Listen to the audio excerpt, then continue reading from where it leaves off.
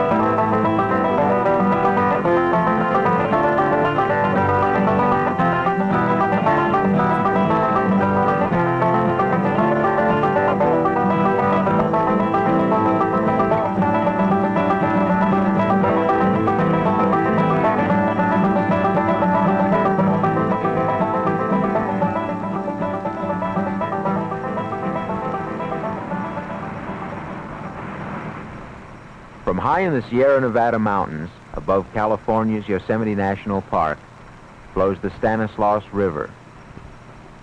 She cascades through tall stands of ancient redwood trees and steep limestone canyons. 120 miles she runs through lush vegetation and wildlife habitat and past a major salmon fishery. The Stanislaus was named for a Miwok Indian chieftain, Stanislaus, who made his last stand against the Spanish cavalry on her banks.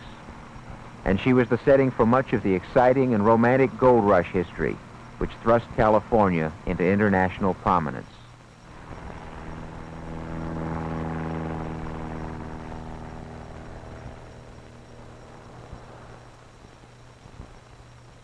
This river is the most popular whitewater recreation river west of the Mississippi.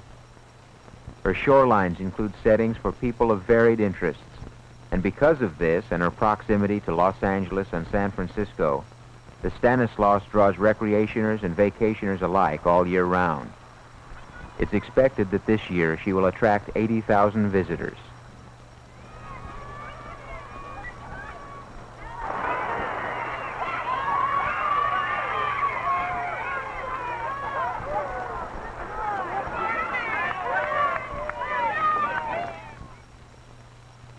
The clean, uncrowded beaches which dot the shore are excellent for camping, picnicking, or just basking in the sun.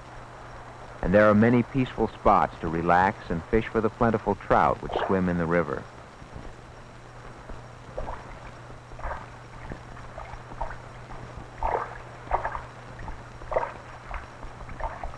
There could be no greater setting for swimmers than one of her numerous calm, tree-shaded lagoons.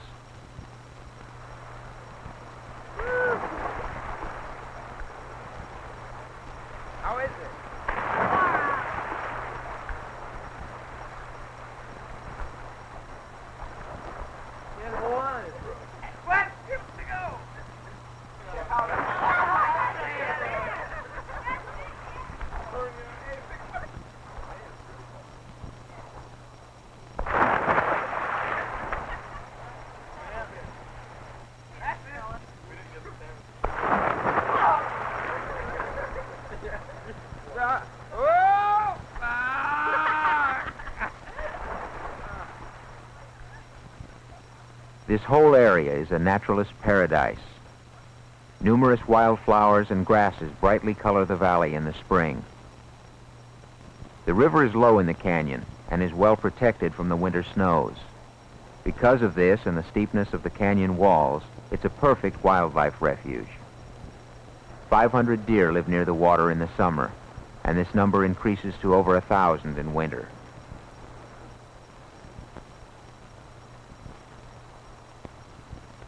One of America's most exciting eras began near here with the discovery of gold at Sutter's Mill in 1848. The finds electrified the inhabitants of 3 continents and began the greatest rush of fortune seekers that the world has ever known. Within 2 years, heavily populated mining camps sprang up everywhere, and gold poured out by the bucketful.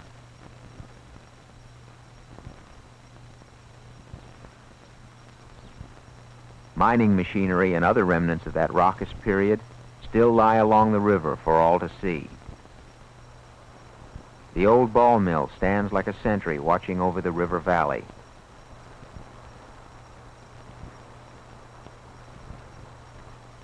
Water was released intermittently from holding ponds uphill to wash loose dirt and rock down the hillside and through this machinery where it was crushed and then sifted to separate the gold. Placer miners varied the same process. Their sluices were man-made streams in which they stood to pan for the gold. Immigrant laborers were paid 10 cents a day to remove and stack all the large rocks which washed into the way, and this practice has left what seem to be stone-walled trails. But no matter what the method, every stream, creek, and gulch was raided in the quest for gold.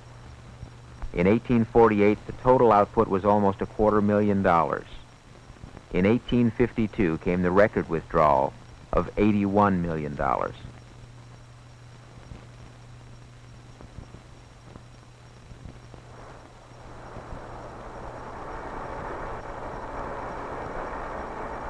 Miners are still prospecting along the river.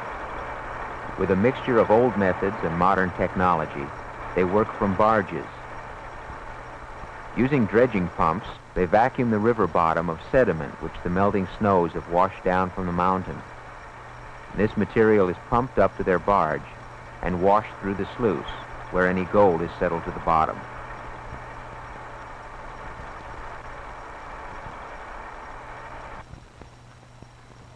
This gentleman, who still lives on the Stanislaus, panned his first suit of clothes from its banks nearly 60 years ago. Panning is, of course, the most mobile of methods. Gold Rush panning prospectors carried with them only the tools and supplies necessary to sustain life.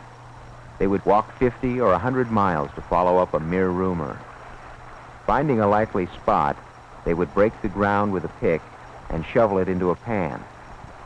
With water from the river, they would wash away the lighter material, leaving the heavier. More water was added, and the process repeated until nothing was left but flakes and nuggets of gold.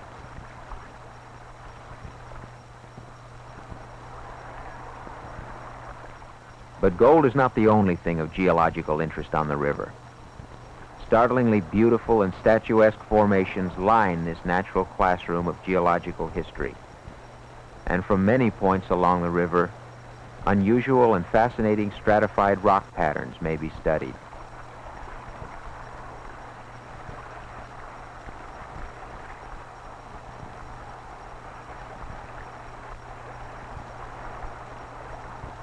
Formed by the ever-changing Earth's crust, the canyon has stood in relatively this state for over 9 million years.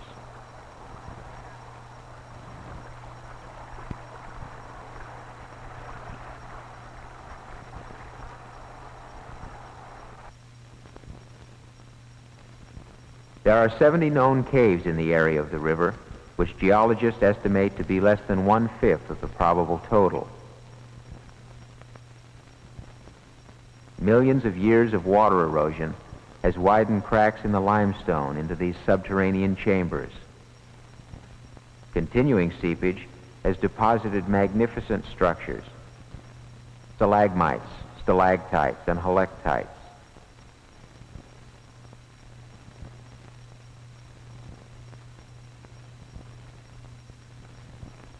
One cave is known to contain a species of blind insect found nowhere else in the world, and relics found in others indicate that they were used for ceremonial rites as well as shelter by Indian tribes.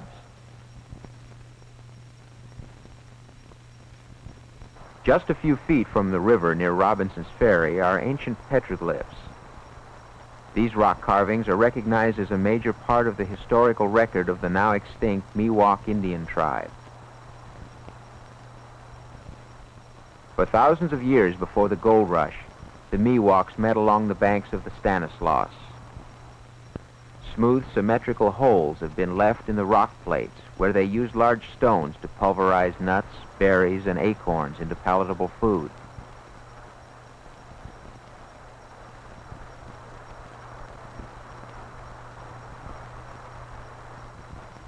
The Stanislaus still rings with familiar and colorful names from her fascinating recent history, such as Angel's Camp, Sutter's Mill, Joaquin Murrieta, and Black Bart. The Twain-Harte Trail, which was named for two of America's great authors, begins at the Gillis Brothers' cabin, where Mark Twain and Bret Harte spent time during and after the gold rush. Such stories as Roughing It and the celebrated Jumping Frog of Calaveras County were written here. The Twain-Harte Trail leads past many historical landmarks before reaching the river at Parrott's Ferry Bridge, the site of the first gold rush ferry crossing of the Stanislaus River. Stretching 9 miles upstream from Parrott's Ferry is some of the most exciting whitewater in the West. Boating enthusiasts of all ages come by the thousands to run this river in any kind of craft available. Perhaps the best way to understand their enthusiasm is to take a boat ride ourselves.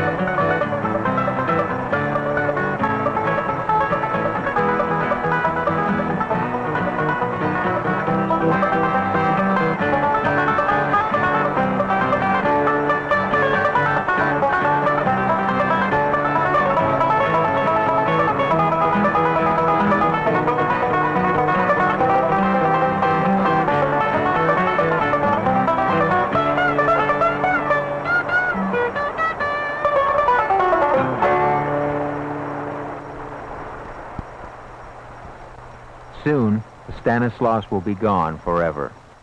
The Corps of Engineers is planning a dam which will destroy this beautiful river valley. In 1974, a petition by the people of California put Proposition 17 on the ballot, which was to have stopped the Corps from this wasteful project. But a few businessmen and large corporations with only profit in mind backed a vicious campaign of deceit and confusion which brought the measure to a narrow defeat. Now, Governor Brown holds her fate in his hands. He has the power to withdraw state support from the dam, thereby saving the Stanislaus. Governor Brown endorsed Proposition 17. He knows the value of this river valley. He knows the dam is a destructive project. He also knows that the proposition's defeat was a victory for narrow, big money interests. But he needs to know that the people still care, that it isn't a dead issue. We have one last chance to save this beautiful river. Please write today to Honorable Edmund G. Brown, Jr., State Capitol, Sacramento, California. Please write today.